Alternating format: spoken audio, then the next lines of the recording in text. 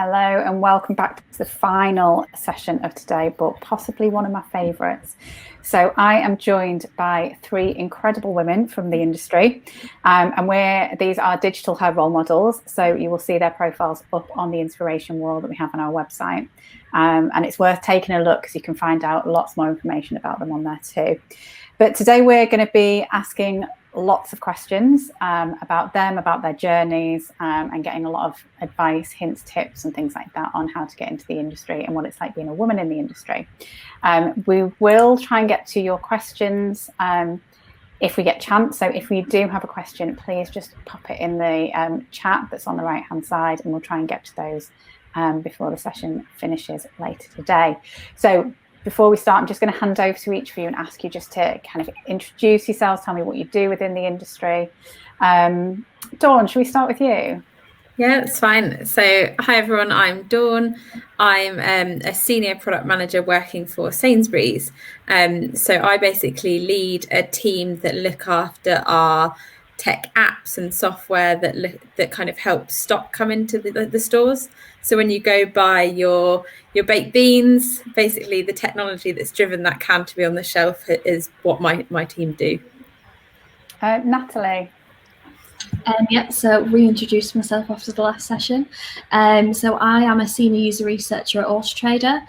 So I've worked for Autotrader for about 2 years now, and prior to that I used to work for a behavioural research agency. So I used to do some work for Coca-Cola and Amazon and a few other companies that I used to work with. But yeah, eye tracking research is quite exciting. So at Autotrader, my role is more specifically aimed at the consumer side of the business. So at Autotrader, we have a bit of a split business where we have our consumer site where you can look to buy a car, and then we have retailers who pay to advertise on our platform. So I focus more on that consumer side, helping people buy a car as easily as possible to make sure that we're showing all of the right information. Thanks, Natalie. And Parol.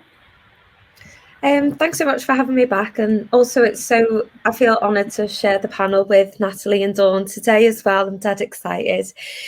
So my role's a little bit different, so I don't work directly in tech, but I am a tech recruiter based in Manchester. Been doing it for about 2.5 years now, and essentially what my job is to work with companies across the Northwest, mostly Manchester to be fair, and help them find software engineers within the JavaScript space. So that goes right from entry level up to like the senior level. I'm also a mental health ambassador, and I've had training with mental health first aid, and I raise a lot of awareness on social media about this, and also really keen diversity and inclusion advocate as well, part of the reasons that I do this. So I'm really trying to help drive diversity within tech as well. I think we've come a long way over the last couple of years, so I'm really excited to see the newer generations coming in over the next few years. And I do a bit of coding myself as well. I've been doing that on the side for like the last year or so. So like JavaScript is fun and you can get some good jobs with it. So that's me in a nutshell. Thanks. I love that. Thank you. I love that you learned JavaScript as a fun thing to do, not for your job. So it's really, really good. So I'm going to stick with you. Do you want to tell us about how you got into working in this industry? Yeah, so recruitment is, I guess, a little bit different. It's one of those I just sort of like fell into it coming out of like university. As a bit of background, I did a degree in chemistry, and I just realized like most people I know don't actually go into the thing that they have a degree in. So first of all, if you're listening to this and you're studying at the moment or you don't know, it is absolutely fine. And then I was just browsing like graduate jobs, and I just like applied, because the reality is like so many entry level roles, unless you've got a year in industry, like you're not going to have any experience anyway, so you're really counting on like your soft skills to actually carry you through, and that tends to be what gets most people like the jobs, if I'm honest. And then I've just stuck with it because a lot of opportunities have presented themselves, like being able to volunteer with digital hair, doing like public speaking, a lot of the things that have brought me out of my comfort zone, and that's what's kept me in it like so long. But to be honest, it's one of those, if you don't have experience in the industry, it's like fake it till you make it. You'll get a lot of the imposter syndrome as well, which I know we're talking about like later on. But I would say just like connecting with people on LinkedIn really helped me too. This is something that I'm really, really passionate about, building a brand, not on just LinkedIn, but also Twitter. They're like really, really good tools to connect with people in the industry. And finding Twitter is becoming more popular for people looking to get their first job in tech, because it's like quite informal. You know, you can engage with people on like their replies and message them in like the DMs, whereas the DMs, like kids still say that these days. Feel like I'm showing my age there. But yeah, so Twitter, like 10 out of 10, actually really, really recommend like making a profile and connecting with other people in the industry to actually help you get a job. So that's kind of how I did it and how a lot of the people that I know did it. And you don't have to worry about like the degree or the experience or the backgrounds, because all that comes with your work experience once you get your first job. Yeah, absolutely. I love that. So from chemistry to recruiting to Java and everything in between. Yeah. So Dawn, do you want to tell us a little bit about how you got into the industry? Yeah, I'd say completely echo what you've just said around experience. Education is like really important, but the experience you get along the way and just grabbing those opportunities is probably the thing that will get you where you want to be. So for me, I did a management studies course at uni, came out, I think going into uni, I thought I really want to do events. Coming out of uni, I really want to do accounting. Very, very different, I know. Ended up in doing data entry for a Japanese printing company. I just didn't have enough to fill my time. I was pretty bored, kept asking for more. And that's how I ended up kind of becoming a product manager in that space. Quickly got kind of bored of promoting printers and scanners, as you can probably imagine. And that's how I fell into Sainsbury's and have kind of worked my way up into Sainsbury's to be where I am at today. So I never imagined being in tech at all, I think, when I first started and went to university. But I'm really glad I've ended up here. And I don't say fake it till you make it. I say fake it till you become it, because you're going to get there anyway. Absolutely. And Natalie, do you want to tell us about your journey into the industry? Yeah, so I guess mine's the polar opposite. So I've always been a techie. So from a very young age, I remember in high school taking like an advanced computing course, and I was the only girl in the class, which didn't bother me at all. All of my friends were taking dance classes and I chose to take an advanced computing course, and they thought I was weird, but I loved it. And funnily enough, I actually work with one of the guys who I actually sat next to in that computer course now at Autotrader. So we both do tech roles within the same company now. But yes, I remember coming out of school and I really struggled with my GCSEs. I did not do very well in exams, to be honest with you. So I did a BTEC at college in computing, and I just thrived in that environment, to be honest with you, being able to learn in a different way. And I really wanted to be an ICT teacher at primary education level. So when I sent off to university, I did all of these applications to do primary education. And then I had a bit of a mad panic, and I was like, oh, this is a 4-year course. This is going to be pretty intense. And I remember my dad sat me down, and he was just, because I wanted to just leave it. I wanted to have a year off and not do uni and maybe apply the next year. And he was like, okay. He was like, you've got one last course that you can apply for. Why don't you do something more broadly in tech? And then you can always do a PGC afterwards if you still want to go down that teaching route.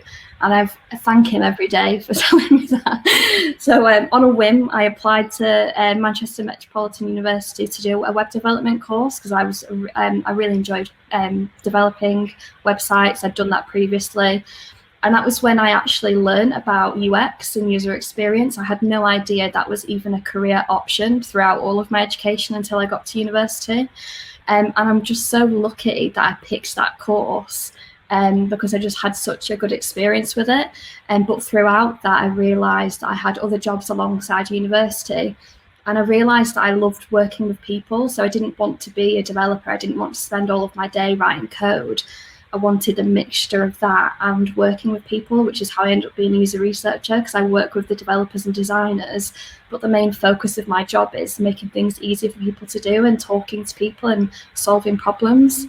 So I've kind of got the best of both worlds at the moment, and I'm really grateful that I kind of stumbled upon it, because I just don't think there's a lot of visibility about what roles are available in tech at education levels when we're asking students to make decisions about what they want to do with the rest of their life, but we're not really giving them visibility of what roles are available until it's too late in some ways.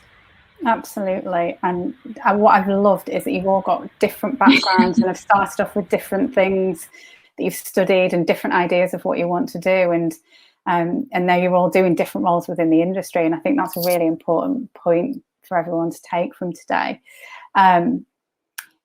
So I just want to ask, when you're thinking about kind of whatever you thought your future career would be, or your future kind of education path or anything, did any of you have any role models that you maybe looked up to or kind of inspired you?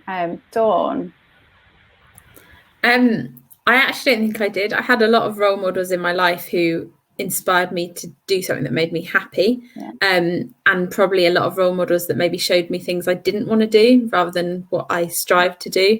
My grandparents at a very young age took me to Tomorrow's World, which probably a lot of you won't have a clue what is, but it used to be a technology program on TV, which I'd entered a competition in and really liked, but I'd say they never really pushed me to get into that. It was more seeing people that inspire me, but kind of feeling that's not what I want to do, rather than that is really what I want to do.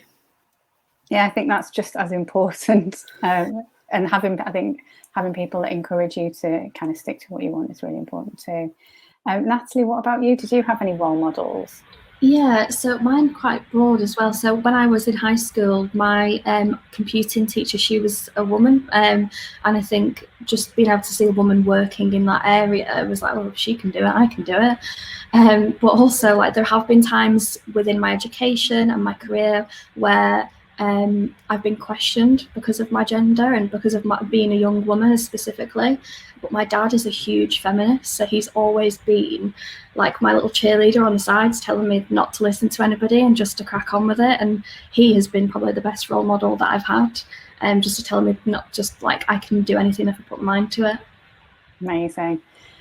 And what about you, Parol? So mine's probably quite similar. I actually didn't have anybody that I knew before that worked in tech recruitment. But similarly, I'm going to go with the cliche of my mum and my dad. They helped me decide that I didn't want to go into medicine because that's what they do. I actually did a week of work experience at the GP practice, and I was like, no, this is not for me, because that's kind of what all of my family were doing. They're pretty much all in the medical field. But I think first of all, my dad always encouraged me to go against the grain. He's like, what are you good at school? What do you enjoy? I went and I did chemistry, and he said, I was questioned thinking that, should I have gone into medicine? Would have made them really happy. But he said, I talk about it all the time, and you make me so proud. And also my mum was, the only one out of all of her siblings go to uni as well. So she's just you just do it because you really enjoy it. And she's made me the most driven person ever. So I don't have a role model in specifically what I do right now, except for my boss, probably she's a director and a co-founder of our company, only set up a couple of years ago. And she went in that head first, and she's done absolutely amazing as a business owner. She's a massive one for me now. But when I was starting off, it was probably more about my parents. I guess if you don't have the role models presented to you, you have to go out and find them. Yeah. And they might not be the people that you expect. Yeah, absolutely. We talked on a panel earlier today about the importance of having mentors and role models and coaches and things like that in your career, and not feeling that you can't reach out and ask people, because there's so many people out there that would want to help or give you advice. So yeah, sometimes you do have to go and find them. So we'll go to the difficult questions. What challenges have you faced in work, and how have you overcome them? Parol, do you want to? We'll stay with you. So what challenges have you faced, and how do you overcome them?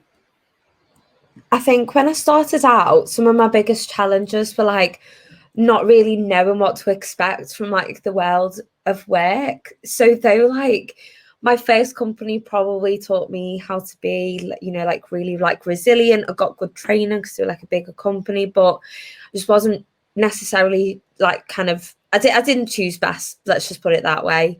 And there were some things that I maybe shouldn't have like really stood for, but when you don't really have anything to compare it to, like it's quite hard.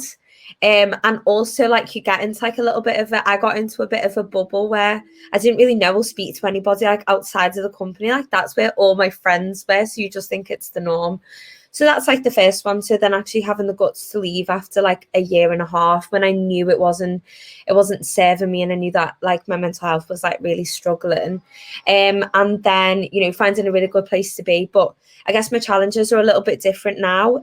Working for a fully remote company can be quite hard because I've struggled with like my mental health quite a lot over the last few years. But I'm really happy that over like the last couple of years it's been you know, it's at the forefront of like discussion now, isn't it? It's all about like what are companies doing to look after people's mental health and well-being. So actually like the challenges that I have are mostly around kind of like anxiety, depression. I've got ADHD as well, but I work for a company that are like really, really supportive. So that's like one thing. If anybody else who is like listening does like struggle with those things, there are companies, and like a lot of companies out there that will actually like support you with these things. You don't have to kind of like get your head down and crack on with it. Like for example, between 2 and 4, like one of the days last week, I felt really tired. So I was like, I'm going to go and have a nap for 2 hours in the afternoon. And I didn't ask my boss. I told her I'm going to go and have a lie down, and it wasn't, okay, when are you going to make up the time? Yeah. Or, you know, no, you need to get work done. It was just, just let me know if you need anything, like, hope you feel better. Like, so accommodating and, like, so supportive. So, though something that should have probably been a bigger challenge, it's not as much as it is really. So, like, workplaces are super flexible. They are really inclusive. And it's not about kind of, like pushing aside like the differences. It's actually celebrating the things that make us like different and special, which is nice. I went off on a tangent there, but you get the gist. No, absolutely. And I think like thank you for kind of being so honest about those things, because I think that's what we're really keen to get across to everyone. The industry is very inclusive. It is open to people, and not hiding behind, you know, you could have hidden behind having ADHD, and actually you've come out and spoken about it and you celebrated it, and in that way that you can work in a way that supports that as well. Like you say, celebrate those differences rather than trying to hide them. So thank you for that. Natalie, what about you? What challenges have you faced in work, and how do you overcome them? So I've had a mixed bag, to be honest with you. I've had some very direct challenges, mainly based on my gender and my young age. I think coming out of university, I'm very like driven when it comes to my career. So I did make like a big leap forward. So I didn't really sit in that entry-level position for very long. So when I was working with some quite big clients, you could just tell sometimes that they would question me more, or they would ask like other members of the team who were male the same question that I had just answered. And a very very specific example I can give is that I had just presented some research findings back to a client, and he turned around to his team and said, okay, so what the girl's saying is, and he repeated everything that I had just said. And it was one of those moments where I really didn't know how to react, because inside I had this like fire roaring, and I just wanted to tell him how wrong it was what he'd just done, and just how like not stupid he looked to me, but I could see the women's faces in his team who had completely he just lost them in that moment when they'd seen how he treated me. But I also knew that he was a paying client, and I was working for a company, and at that time I didn't really know how they would have handled it if I had reacted like that.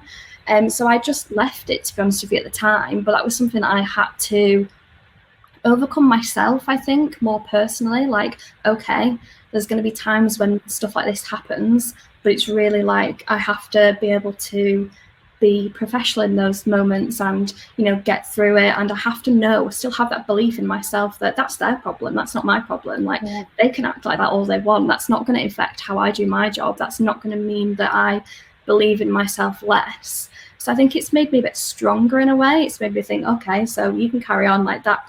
That's you. That's who you are. That's your problem. I'm very good at my job, so I'm just going to carry on.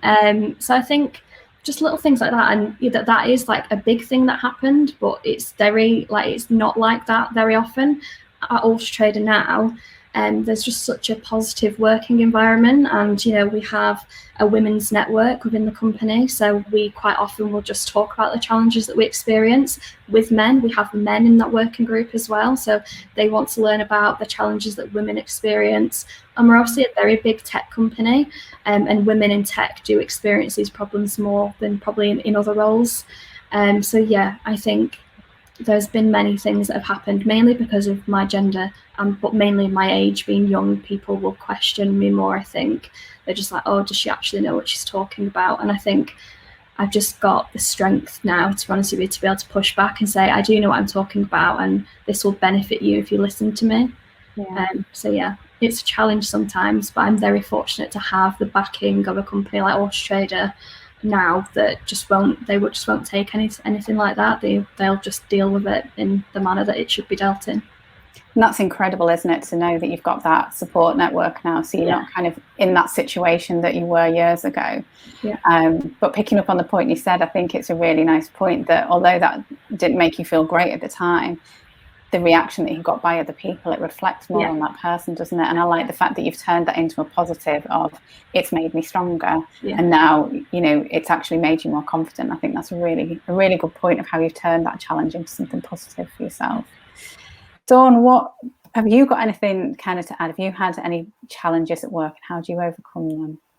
So I think early on in my career, I actually experienced quite a lot of sexist behaviour, but I think at the time almost didn't realise that it was wrong, or that I should be standing up for myself, which sounds so simple saying it now. But I think when you're new to your career or early on in a job, you don't have the confidence or don't want to overstep the mark in how you challenge or talk back to someone. And it was only coming to Sainsbury's that I really realised kind of how wrong that was, and how great Sainsbury's was as a company, and how they encourage, kind of similar to Natalie, we have women in tech networks, and we meet and we have various speakers come in and all talk together about these problems. And it makes you think like, God, I wish I could go back and say something to that person or in that room or in that environment.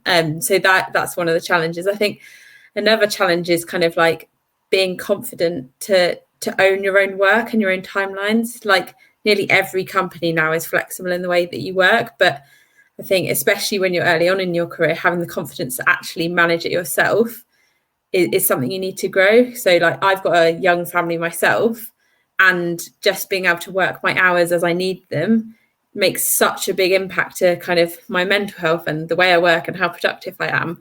But I think some people may not have that confidence to even have that conversation, and nearly every company will always support you and like give you everything you need to like basically live the best life you can, so that your work and personal life is balanced. And I think that's kind of a challenge you have at the beginning, just to build that confidence around that. Absolutely. And I think if anything, over the last 15 months or so, that kind of the company's approach to looking after employees and flexibility and things has increased even more, hasn't it? So it's definitely a positive change that's kind of happening in the industry. So we touched on it before, and it's kind of come up there, but as a woman in the digital and tech space, obviously we know, I think the latest figures that there was 16% of women in the of people in the industry are women. So as a woman in this industry, do you experience imposter syndrome, and how do you deal with it? Dawn, let's stay with you. I almost think every woman would be lying if they didn't say at one point they'd experienced imposter syndrome. I think everyone does it at some point.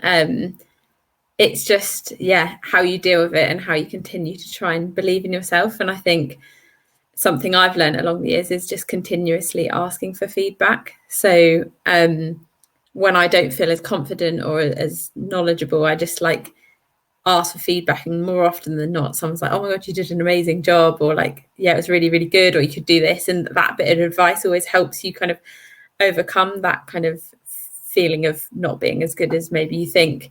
And I also think something just to remember is like, no one can ever know how you're truly feeling inside.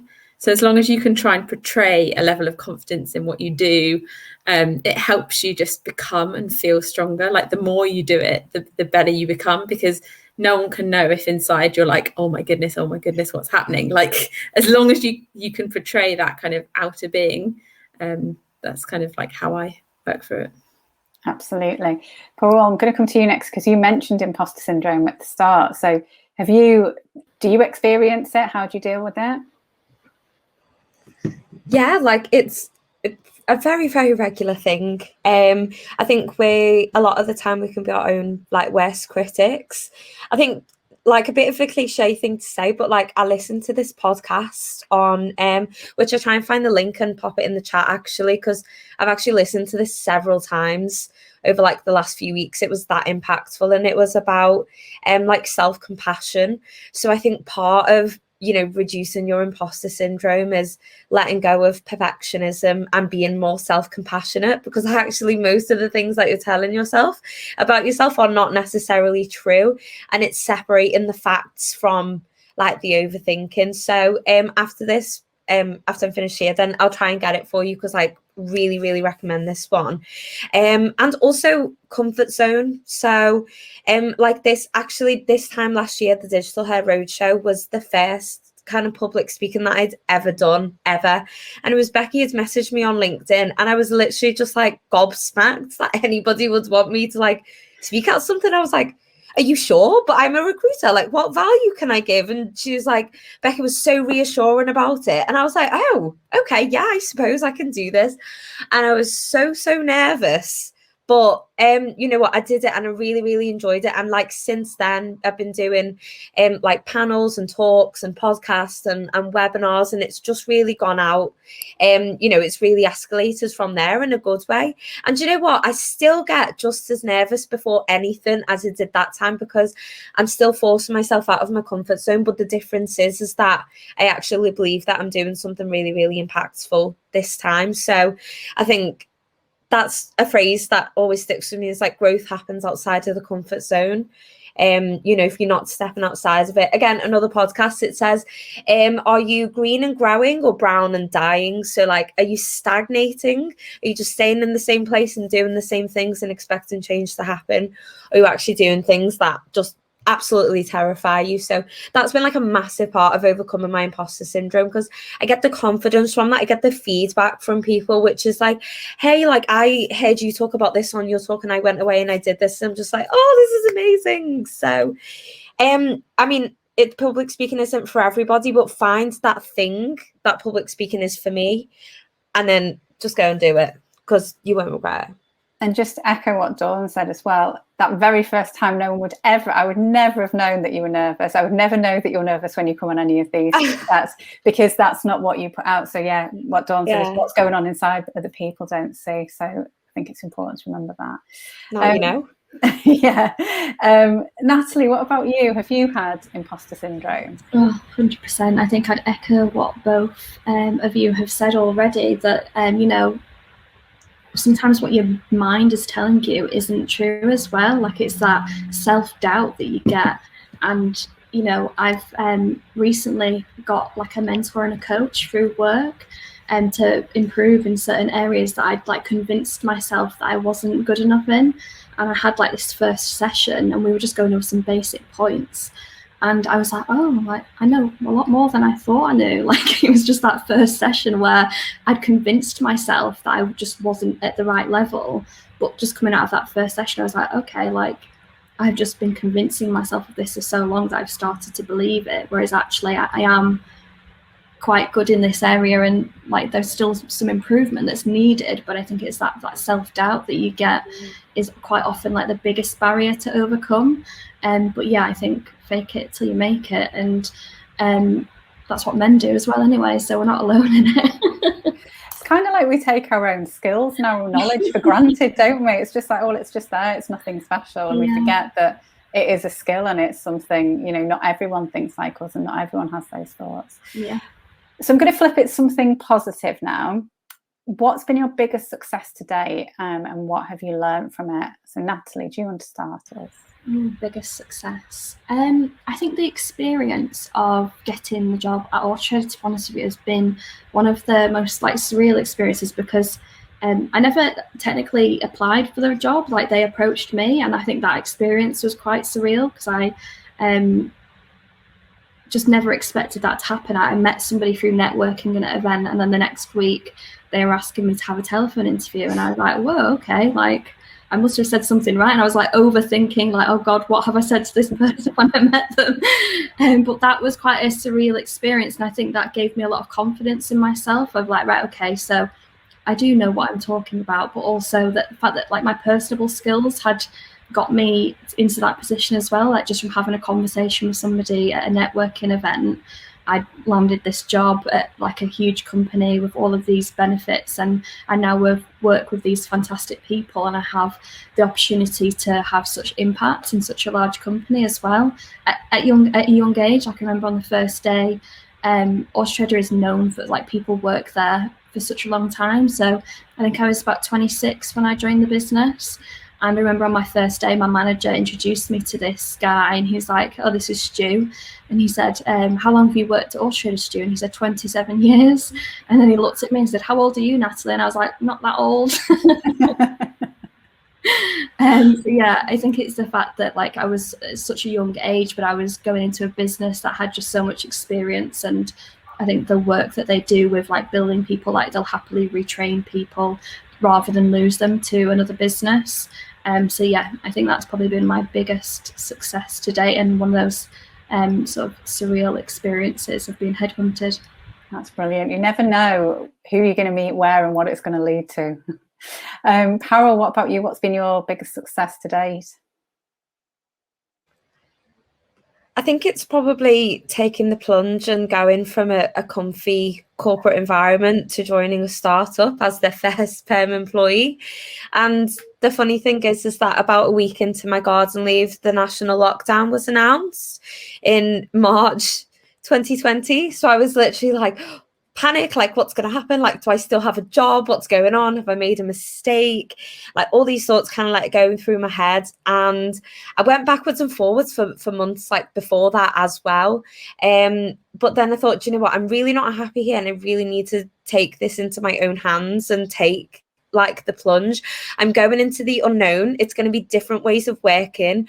And we didn't have an office anyway, so even without COVID, we would have been remote.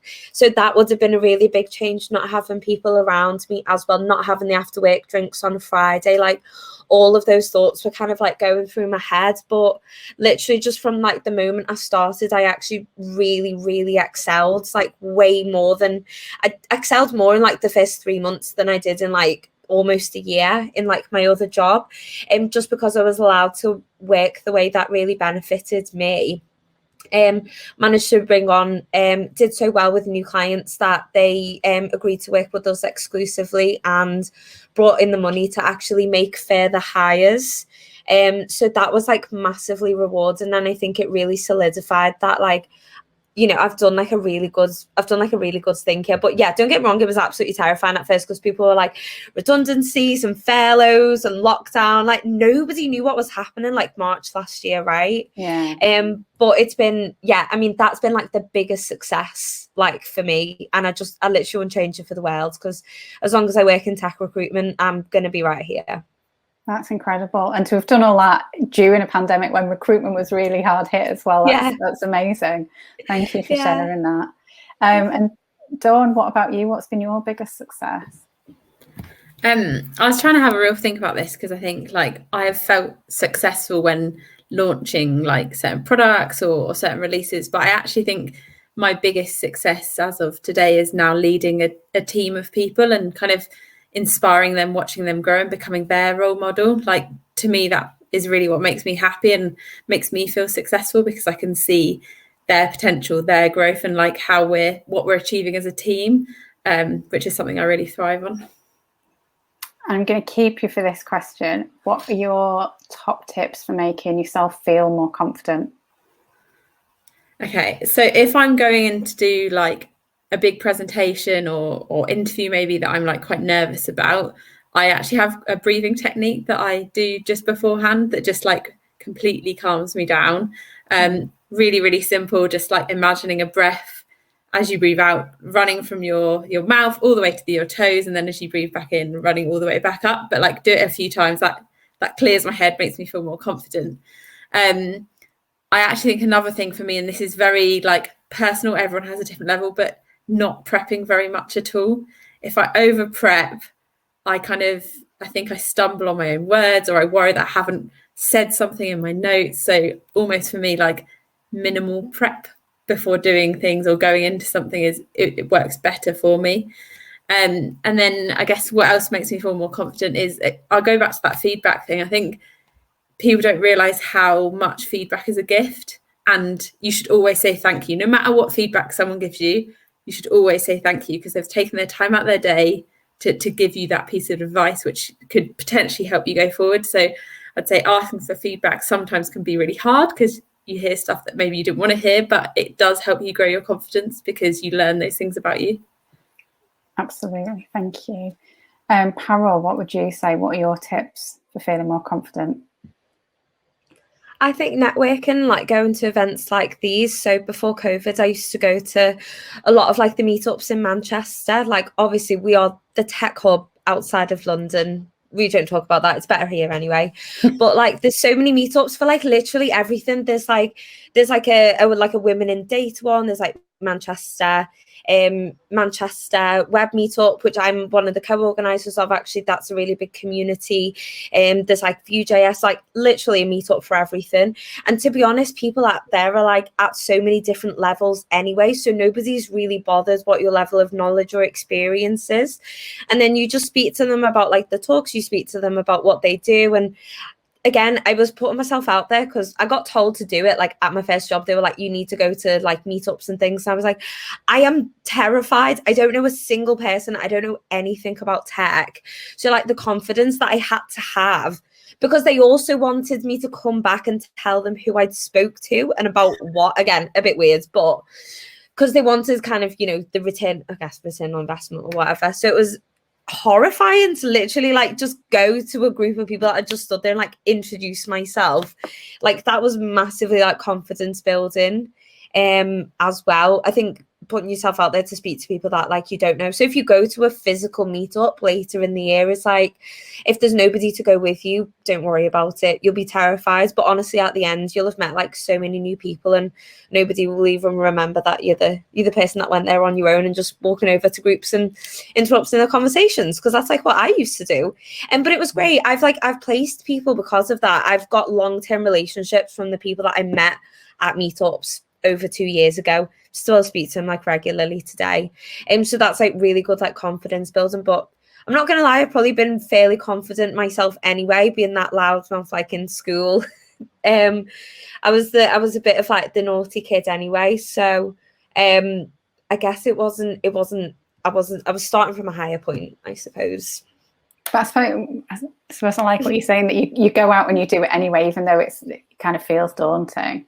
And sometimes it's never as bad as you think it's going to be. And you walk away remembering how great it felt rather than remembering the nerves at the start, don't you? Yeah, definitely. And do you know what? No, like, I think you think that people are thinking things. Do you know what I mean? That they're obviously not like, oh, this person's thinking I've just walked over to them and they're thinking this and they're thinking that. Like, silence that voice in your head, because mine is really annoying sometimes. You just got to train yourself how to do it. I've just stopped caring what people think, like every aspect of like life, and then also doing things outside of work that actually like give me confidence. Do you know what I mean? Like, for example, you know, I really like going to the gym and like eating healthy, and not for like aesthetic purposes, but it's because it makes me feel like really good about myself. So that probably injects some confidence in what I do in work as well, something I don't think people talk about. I was just thinking about that, like when you're saying like the energy you get after pushing yourself to do something is like amazing. Like you can come out of something buzzing thinking, why was I worrying about that in the first place?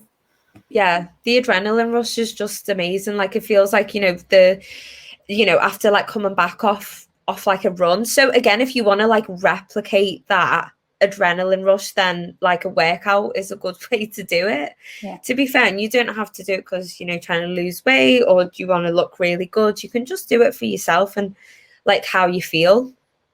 Absolutely. And Natalie, we'll come to you. Yeah, I completely agree with everything that's been said already. I think when you think about when you're like lacking in the confidence in a certain area, I always think it's good to think about why. Like, is it something where you truly could get better at? Are you lacking in experience and you want to grow in that area?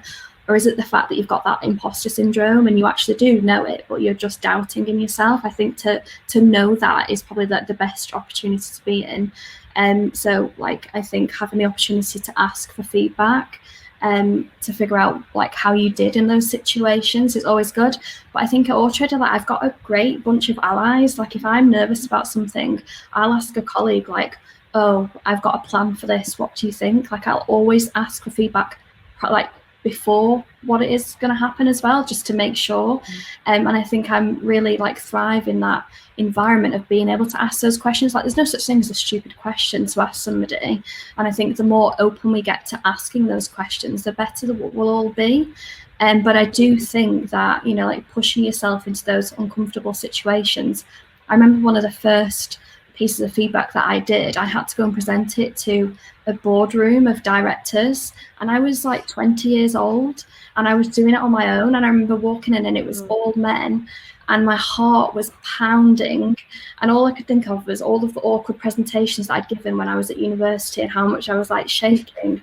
But when I got up there, I was like, I've done this research, I know it in and out. Like, I could quote lines that participants had said to me in research sessions because I did that. I owned that whole experience. So I think coming out of that, I gained so much confidence and just belief in myself, because I knew that I was like, I know what I'm talking about. Like, I'm doing the research, I'm going and presenting it back. So I think it's about pushing yourself into those uncomfortable situations, because you always feel so much better after it. You'll either learn, you know, you might fail, but you'll learn something. At least you won't make that mistake the second time round. But you might actually have a perfect experience, and you'll just come out of it buzzing on the other side of it. So I do think there's always things that we can learn. So just push yourselves into those uncomfortable situations. Just off the back of that as well, is that one thing that I didn't realize about the working world is how much actually fail and then learning is encouraged. Like, I always thought you got to nail this like first time, and I think there's a phrase that's used specifically within like tech, which is sort of like the fail fast sort of environment. So yeah, see, like Natalie's nodding, like some teams actually use this. It's like you fail because like you learn from it. Actually, maybe if within tech, if you've nailed it the first time, then why? Because I do this when I'm coding. I get it, like I do something and then it works. I'm like, but why does it work? It should have broke first time.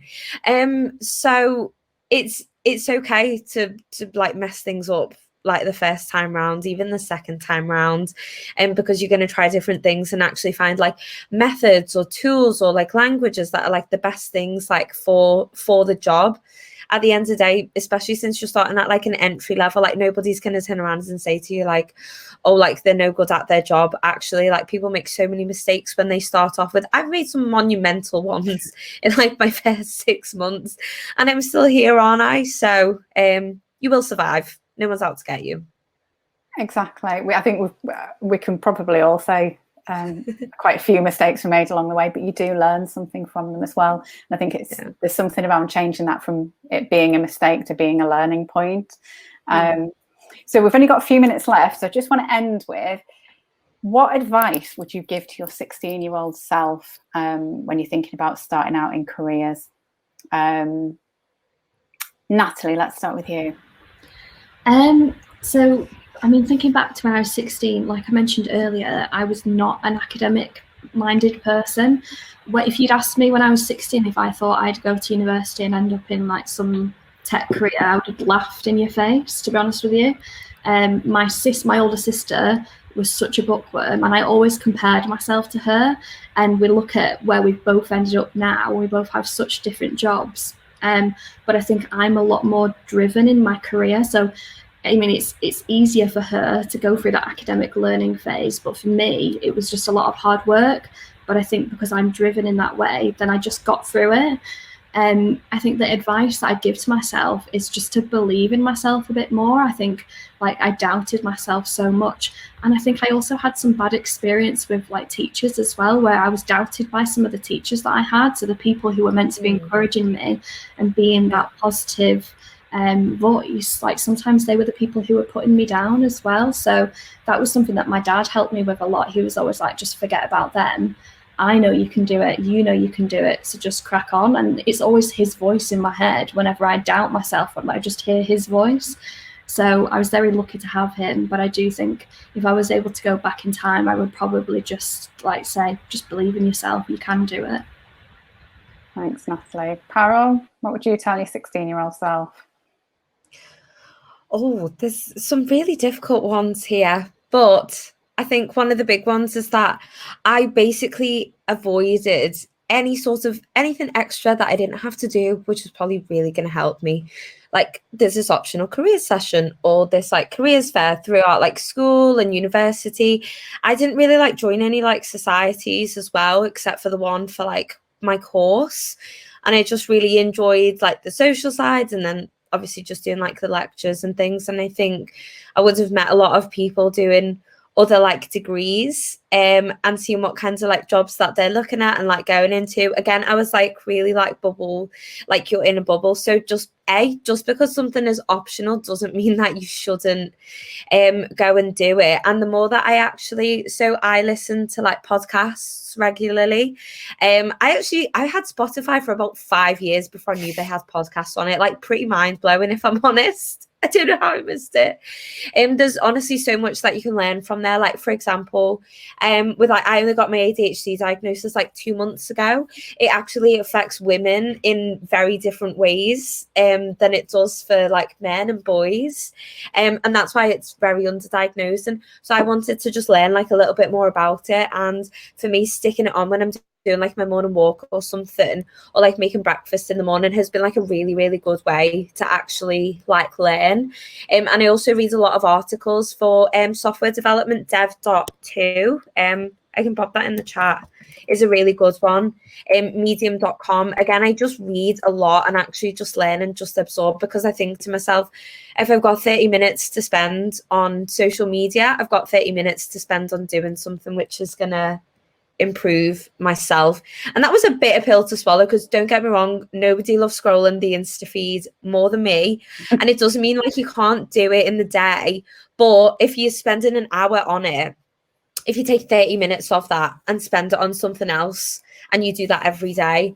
Another book as well that I think has probably changed my life, and I wish I would have read it back then, it's called Atomic Habits. I don't know if anybody else like read it. I genuinely don't stop talking about this book, like it's that good. And it teaches you about how building like little habits can actually like genuinely like change your life. And I think I don't know if it was around that back then when I was in school, but those like small things, it doesn't have to be anything again like monumental, but it's actually really helped me get into like good habits of like exercising, yoga, meditation, like loads of different things. And yeah, that's all I'd say. I've waffled, sorry. I was going to say that I know you mentioned, Parul, earlier that all of your family studied like medicine, and that you felt a bit like pressured into going down that route as well. So I think one of the things that I would say to my younger self is find something that you enjoy doing. Like if it's a topic that you enjoy studying, it will be a job that doesn't feel like work, because I go into my job every day and it doesn't feel like work. It feels like I'm just doing fun things with people that I really like. And I think that is like the main thing. Like this is something that you're gonna have to do for the rest of your life, so pick something that you enjoy doing. I think that was like the big piece of advice I'd give to myself also. Absolutely. Yeah, you can always change as well though, especially if like you go into tech generally, because I know a lot of people that went into data science, and then they went into AI, and then like software engineering, because they're so interlinked that you don't actually just have to box yourself into one thing. And that's why I think going into like a big company like Auto Trader or Sainsbury's in the beginning is actually a really good way to start, because there's a lot of like internal mobility and you can get trained up and move into like different roles. Yeah, absolutely. I think it's a really good point, that you don't have to think about the rest of your life right now, because what you want and what you enjoy will change as you go through. So Dawn, I'm going to come to you for the final question. So what advice would you give your 16-year-old self? Probably echo what's already been said, but the main bit is just try and do what makes you happy, and try and really think about what you want to do, rather than just because all your friends are going to uni. Don't feel like you need to go to uni at all. Like, there will always be opportunities no matter how you kind of approach them. So also asking for help. I think I tell myself, like, I think I could have reached out and asked people for opportunities a lot more than I probably did, and that may have changed the direction or where I ended up or how I got here. And I think, like, a phrase I've heard before, but kind of the way to grow your own power is to give it away. So your voice is your power. So if you're helping mentor someone or grow someone, quite often you notice things in yourself. And it's something I've kind of learned a long time away from being 16. But just think about how you can help others. And quite often that ends up helping you in return. Absolutely. Well, we're going to have to end it there because we are at the end of the session. I just want to say a huge thank you to you all for your time, for taking part in this, for being so honest with your answers. And I really hope that has inspired someone watching.